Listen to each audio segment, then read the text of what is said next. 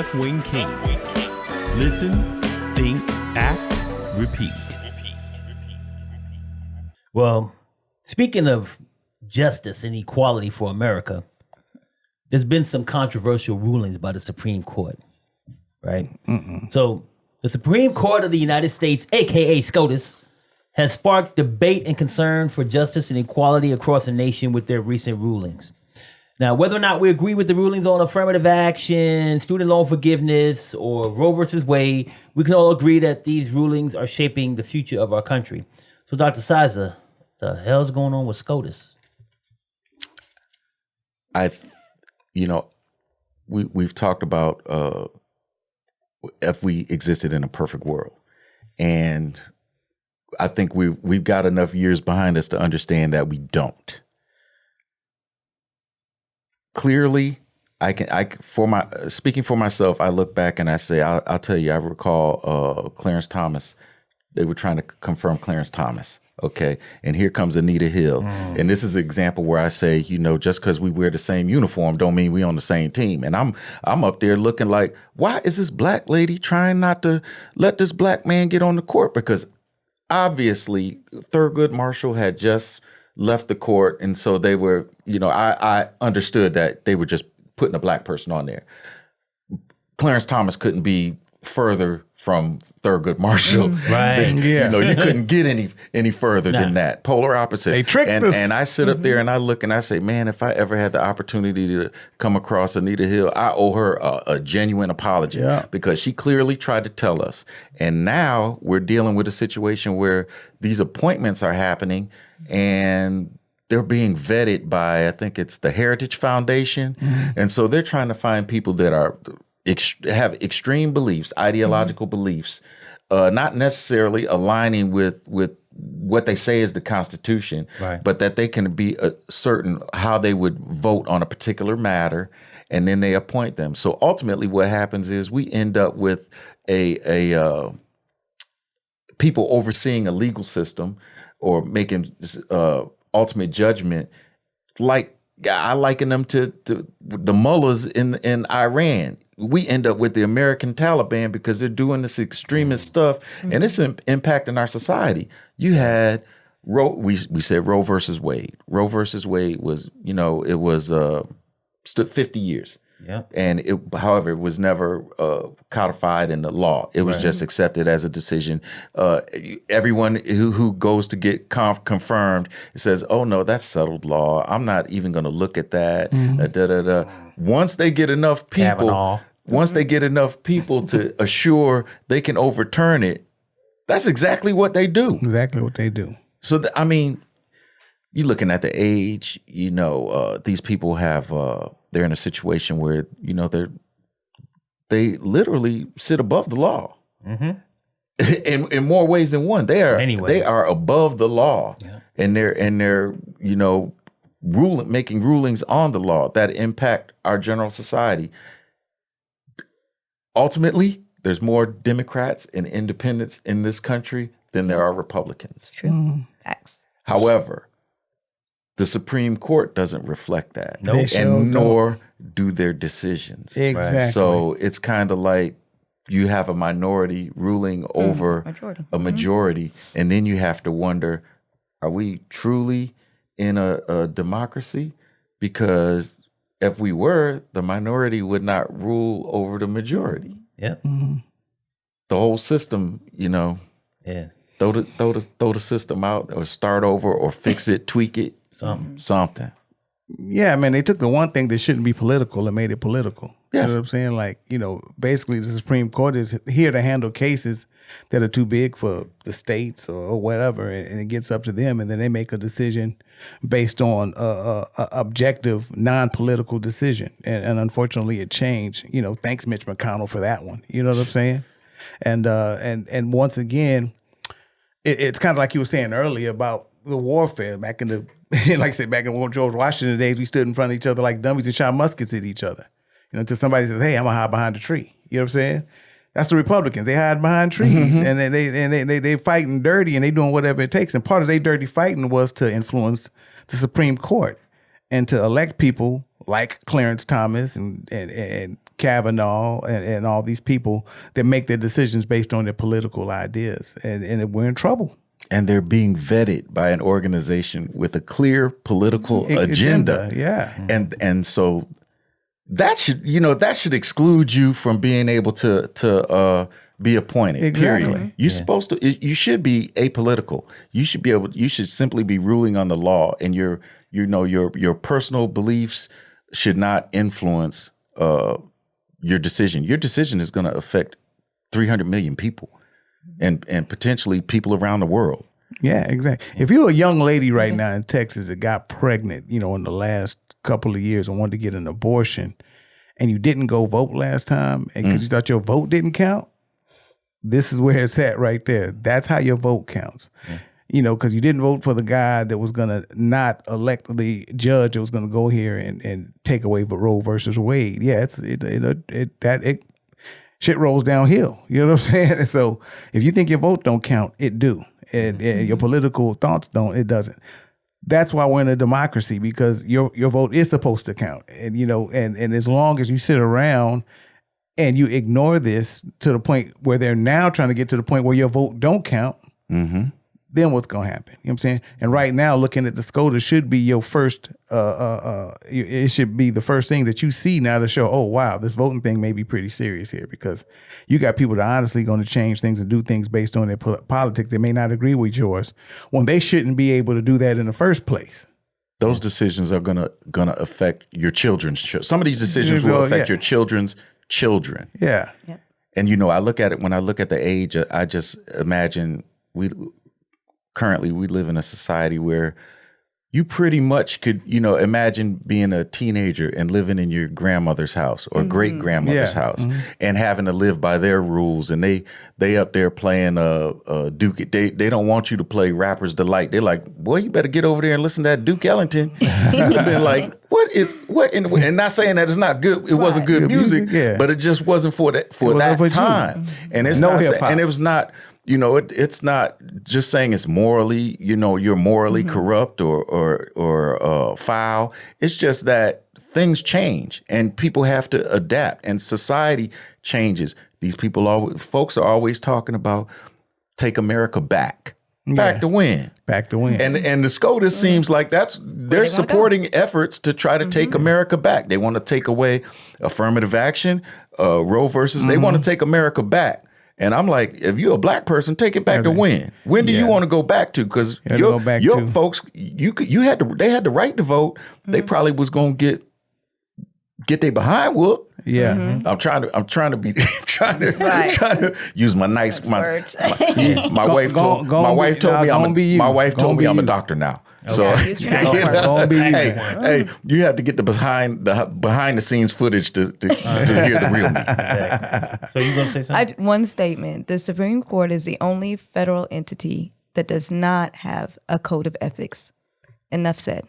The only. We know that shit. Clarence Thomas is so on you can do whatever you want, and you don't have to follow any code of ethics. So it just says every time about moral compass, but I'm like, but they don't really have to have one. Yeah. So I got 2 points. Throwing yacht parties and shit. So we talked about, you brought up the political motivation, man. So, you brought up Mitch McConnell. Oh, yeah. They put people in place that it's not even about like the Supreme Court. Yes, you have to elect your president who is going to select with advice from different areas, whoever the Supreme Court nomination will be. So your voting matters there.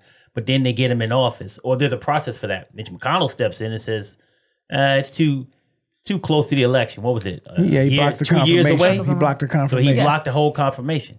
Then when Trump was in office, sped up the confirmation. It was even closer to the election.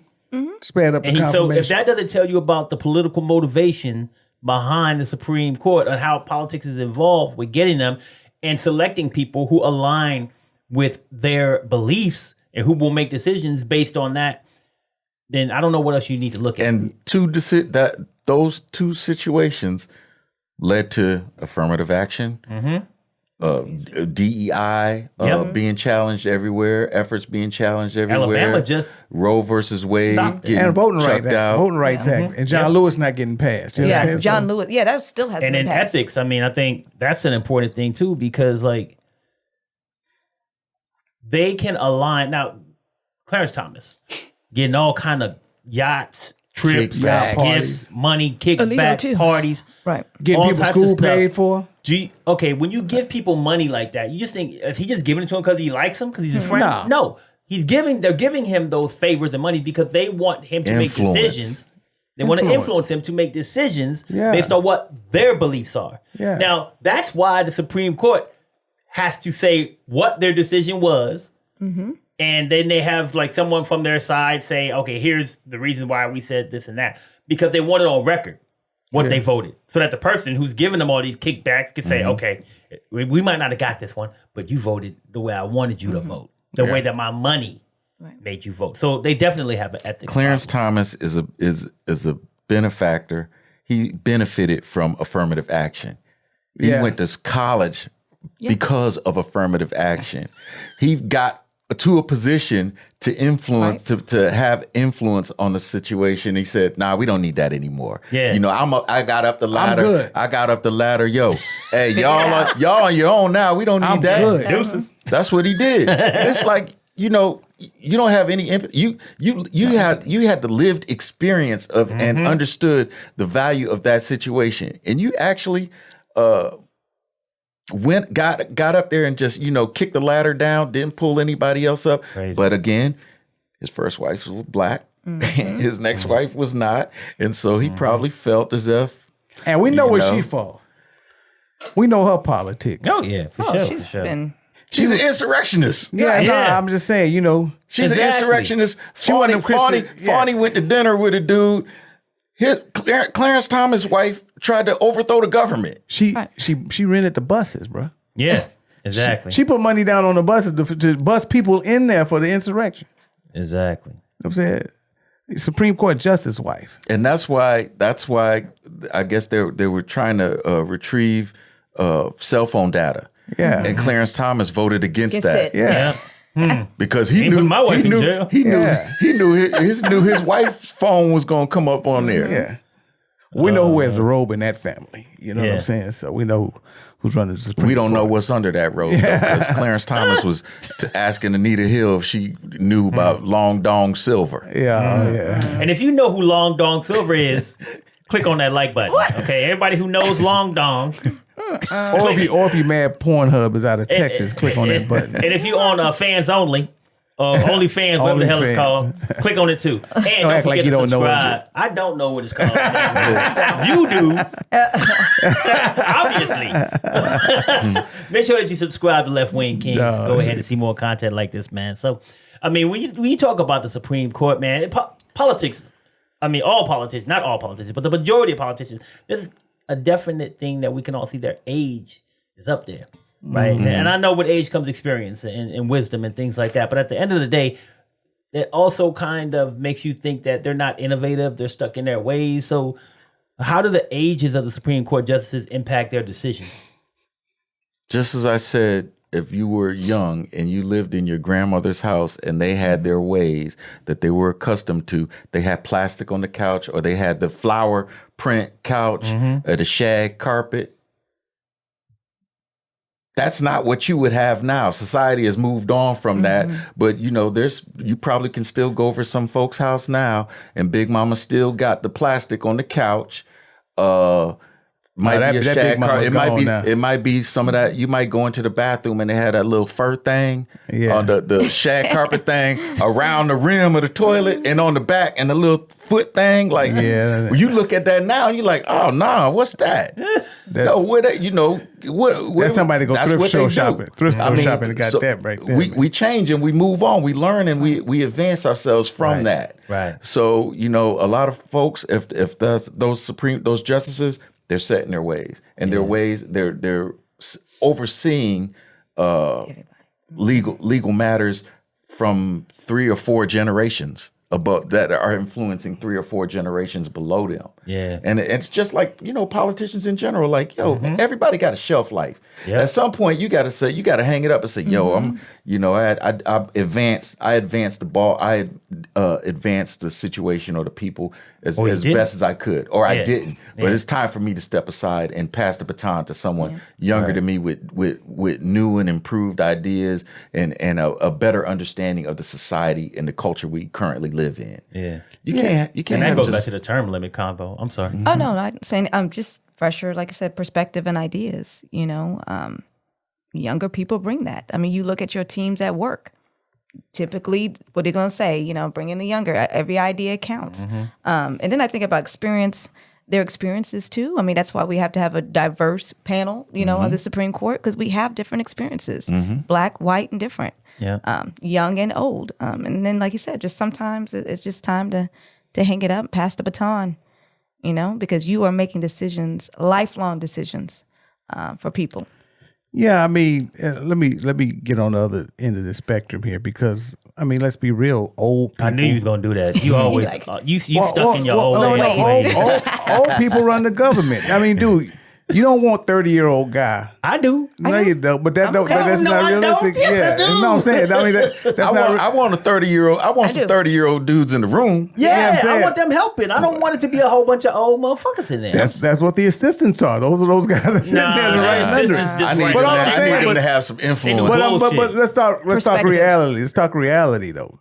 Governments are usually ran by older people. Why though? Why? Are we benefiting from that? What changes have we made? There are some young people in politics. In other countries. In politics, but not running things. Usually, not sitting on the Supreme Court.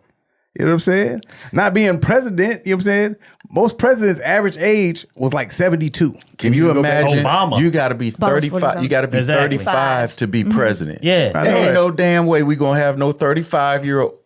I don't know. Hey, I retract that statement because there's no way I would have said that we're going to have a TV personality as president. Thank you. So we're going to have a could president with a happen. tattoo on his face one day. Okay, because motherfuckers don't care about that shit no more. Shit's changing.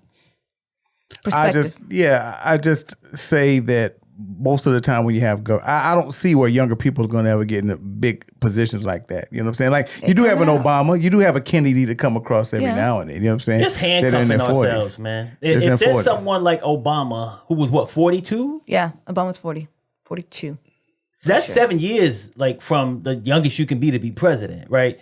We imagine how we would have handcuffed ourselves if so many people had the same ideology. Like, we need a 60-year-old. I can't vote for him because he's not 60. Well, I'm not saying that. I'm not saying that. I'm not saying that's it. I'm just saying reality. He likes experience of age. No, I'm saying reality. It does mean something. I'm saying reality. That's what happens. But in the room, you could be in charge at 35. We've all probably had a 30-something-year-old boss. I got one right now. Okay. I haven't. Now, he might be a dumbass, but you might have a smart one too. Well, I've had smart young bosses. I haven't had a 30-year-old boss since I was 30. But you've had one at some point in your life, is all I'm saying. And some I was good. 20. Some are good. Some aren't. Exactly. Everyone needs a motherfucking Jiminy Cricket. Somebody on your shoulder to tell your ass shit. Yeah. I'm not saying this person should stand alone and make all the decisions. There should be equity of age in the room, right? Diversity of age, in the room. There should be a diversity of experience in the room. Exactly. But it don't mean that the 35-year-old can't be the one in charge. Right, no. That is, I'm talking sex, race, and race. Yes. Exactly. Well, and age. And here's the reason I go against that, because I'm not saying that's true, but there's a narrative out like you can't be older and do anything. Well, that's like he's too old for this. He's too old for that. It's something in that wisdom. Sometimes it's a good thing that you got an older guy in there that is making some decisions because he got wisdom and he knows what he's doing. Where we've gotten to the point where old people can't do nothing, I have no idea what it is. I don't think that. I'm just saying, but there's a narrative that's out there that people are like, oh man, well, he's too old. He's doing this, he's doing that. No, I think that experience in those years Their value. assert their value. Yeah. And they should have a seat at the table. Yeah. Or they should be sitting right behind the table as advisors. Yes. Right. But that doesn't mean they need to be empowered and Right. ultimately making those decisions. Right. They should absolutely be influencing Yep. decisions Yeah. because though that wisdom that's invaluable. When we were have to have talking it. earlier, we were talking about, the kids and the younger people today and what they think and believe. They need to sit with some older people so they can explain to them, like, listen, That's the point right hey, there. you need to be happy. I couldn't even. They said I could go vote, but I went to go vote. They hit me upside the head. Yeah. This is real, and I'm alive. So it's not that long ago. I know. I think there's a lot of young people out there that are trying to reinvent the wheel, and they're like, and there's some value. And ain't nothing in, wrong with that either. well, there's nothing wrong with that, but there's some value in somebody saying, "Hey, I've been there and I've done that." I hate I that. agree. So I hate that. No, I hate- sometimes I it's hate necessary that. though. Sometimes it is. I've been there and done that. You know what I'm saying? So they won't go through and You do stifle redundant yourself stuff. when you. But progression I hate means when I'm in a something. room, and I don't know if this happens everywhere. And you say, "Well, let's." Somebody says, "Let's do this." They're new, right? Yeah. Like, I don't know, so let's do this. And somebody, "Oh, we already tried that. We did it already." I'm like, okay, why don't we go further into that conversation and ask more questions and determine, instead of trying to shut people down because, well, I've been here for 20 years and we already tried that. Right. Maybe you didn't fucking try it the right way. Maybe there's some variation of that idea that we can talk through that becomes more successful. We shut things. I don't like that because a lot of people say, well, we already tried that. Stop. Nah, that's not what you do. Now, if you go down that path and you determine, okay, you know what? A, B, C, and D, we asked all these questions, and yeah, you're right, we shouldn't try that. You're right, old guy, we shouldn't try that. Then that's fine. But I think the problem is when we say, well, we already tried that. We did that already, and we just stop. Shut We down don't the opportunity. investigate. We don't Right. do anything to do our research to determine, yeah, 20 years ago we did that, but now guess what? We got new fucking technology. We got new ideas. We got new processes. We got all kind of new shit that might change the whole outcome based on what you tried 10 years ago. Right. But you trying to shut it down right now without even going down the path to find out what's different and what's new, what variations could change things. That's why I don't like when people say that. Well, I don't think you shut it down, like especially if you got new technology involved, but you got to be changing something new.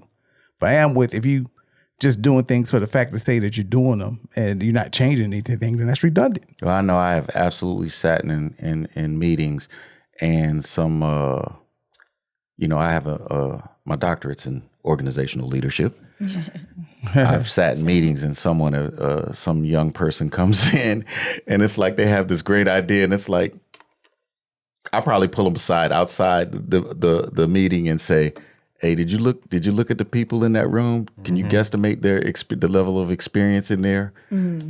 You actually think that Nobody's hadn't gonna come? try it. I mean, it's the most fundamental and basic answer. Okay, right. Come on, man. Let me pull you to the side and just probably give you a different approach. You might want to run that by somebody before you say that. Public. It could be. It's interpreted as kind of insulting. Like, really? Yeah, but that's great feedback because then what that person can do is go back to the drawing board and say, okay, Larry, so what do you know exactly what they did try? Yes. I mean, And then- outside that setting, Right, you outside of that absolutely room. could do that. And then do that. And then go Absolutely. back to the drawing board and say, okay, I know they already tried it this way. Let me figure out a different way, maybe, and then present that. And even admit to the fact and go in that room next time and say, hey, guys, I know last meeting I talked about this, and I know you guys tried doing something like similar to that before, but I got a different way of trying it that I think might have a different outcome. And then talk to it, right? Because that way you're bringing them. First of all, you're bringing their experience in. Yes. People like that when you come in like the new guy and just try to throw shit out there like you brand new and you got this great idea. Motherfuckers looking at you like you brand new, nigga. Shut the fuck up. But if you say, hey, I know you had some valuable impact on this and you had some ideas, I think I'll have a different variation and put a twist on it that might take what you did and maybe even help the impact be better than what it was. I don't know. But I definitely agree with you on that. There's those times, but I think we have to make sure that we're not putting roadblocks up, but we are having those conversations. Yeah, we have to absolutely welcome input. I mean, you have to, because you don't. then you don't- shut people down. Exactly, and that's what you don't want to do. It's because there's been situations where I've learned something and I've done it a particular way, and someone just came at it from a different angle, and I was like, I never even thought of it that way. And I was just so accustomed to doing it this way that I never would have even considered that. Yeah. But I'm like, I see it and it makes sense. That is probably Exactly. a better way to do things. It's got to make sense. Yeah. So older people have to be willing to accept input from younger people. Innovation. Exactly. Innovation. Yep, exactly. And young leaders exist, guys. I'm a young leader. I just ain't met him yet. Hey, Exactly. you're looking at one, sir. Except the one to the right. Right. Oh man. But other So, than that- I mean, when we talk about, change and things like that, we just kind of talked about innovation in young people with different ideas over the old people. But are there things that we could do to change the situation with the Supreme Court? Like, can we put any type of checks and balances in place Yes. to mitigate Absolutely. the power of the Absolutely. Supreme Court? Because I feel like I got too much power. Absolutely. Term limits. oh yeah. That's And, my number one. I believe it was the 22nd Amendment limited the president to 2 terms. And they did that so they didn't garner too much power. Why do we not do that with the Supreme Court? People default to, well, the Constitution and this, that, and the other. Well, you can have an amendment that we do, we put in place to change that. Yeah. The other thing is you have, I believe it's 13 appellate courts. We should have, and I'm pulling from the military here. Right. You should have a Supreme Court justice over each appellate court. So now we need 13 justices. But they have folks assigned beneath them, each one, so it's 1-to-1. And so, Like that. and we also shouldn't have, there should be minimize the political influence. They should be apolitical. You should know that the Supreme Court you're here, you're going to rule on the law and the facts, not because the Heritage Foundation said that you're pro-gun, anti-abortion, no tax, no federal regulation, oil drilling guy. Right. And that's why that's the criteria we were going to use to put you in office. Those are not factors that should be weighed in terms of, it should be your ability to interpret the law. Exactly. Well, I mean, when and the Supreme Court has did it to themselves, they kind of put the noose around their own neck. And the reason they did that was because, like, they became political. When the forefathers wrote the Constitution, that's the reason they gave them lifetime appointments, because they figured these are just going to be guys that judged on law and law only. They weren't going to be politically influenced. Lifetime was 50 years old. No, I'm back then. just saying. But that's what that's why they wrote that into that. You know They what I'm died a saying? year after they was nominated. Yeah. That's what. I mean, the president could be 35. That was like, yo, that's an elderly dude. Yeah. Yeah, but that's why they wrote that in there. But now, since they've chosen to be influenced by politics, they need term limits. They need them. You know what I'm saying? Because now y'all are a political organization now. You know what I'm saying? And They are extensions of political party. Yeah. I mean, when something typically goes up before the Supreme Court, we have an idea. Yeah. Certainly nowadays of what we don't know how they gonna frame it. Yeah. But we do know that we pretty much can gauge what if we're gonna bet our money, we have an idea what the outcome is gonna be. And so since they're almost technically running on an agenda, they need a term limit to it. We know we only put up with this for so long. You can get somebody else in there. But that's not just them. That's senators and just saying, congressmen as well. Exactly. Because those just as was considered when they put the limits on the presidency because they didn't want them to garner too much power. That should be across the board. That should be across the board. They did nothing with the Congress. You know what I'm saying? Yeah. I was going to say public opinion and social movements too. Like, we as people, and as far as how we feel about decisions, we have a voice in that. And typically the Supreme Court is supposed to listen, but that's not happening. Right. So I think we need to, as people, govern that and do more social movements. And also, they also have judicial review. Like, Congress can actually oversee the Supreme Court, but that's not happening, I find that very intriguing. But again, look at how Congress is made, and they can't agree on anything. You know what I mean? Maybe so when Hakeem becomes so speaker, we it's can get something done. constant battle. And then of course precedents. right. Precedents mean something.